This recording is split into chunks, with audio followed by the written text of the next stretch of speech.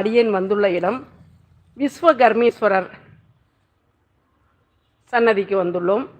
இந்த விஸ்வகர்மேஸ்வரர் நமக்கு வீட்டினுடைய வாஸ்து தோஷத்தை நீக்க வல்லவர். ஒரு செங்கல்லை எடுத்து இங்கே பூஜை செய்து விஸ்வகர்மேஸ்வரரிடமிருந்து நாம் எடுத்து செல்லும் பொழுது வாஸ்து சம்பந்தப்பட்ட தோஷங்கள் எல்லாமே இல்லாமல் விறுவிறுப்பாக வீடு கட்டி முடிச்சிடலாம்.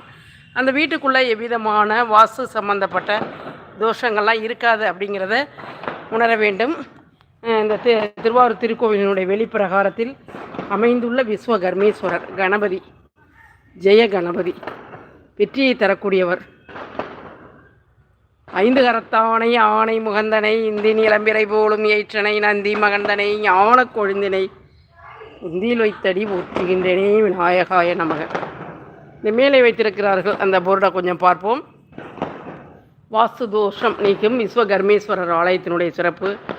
இக்கோவிலின் சிறப்பு, அனைவரும் குடியிருக்கும் வீடு. இல்லத்தில் வாஸ்து தோஷம் நீங்கி நமது இல்லத்தினை தோஷமில்லாத வீடாக மாற்றி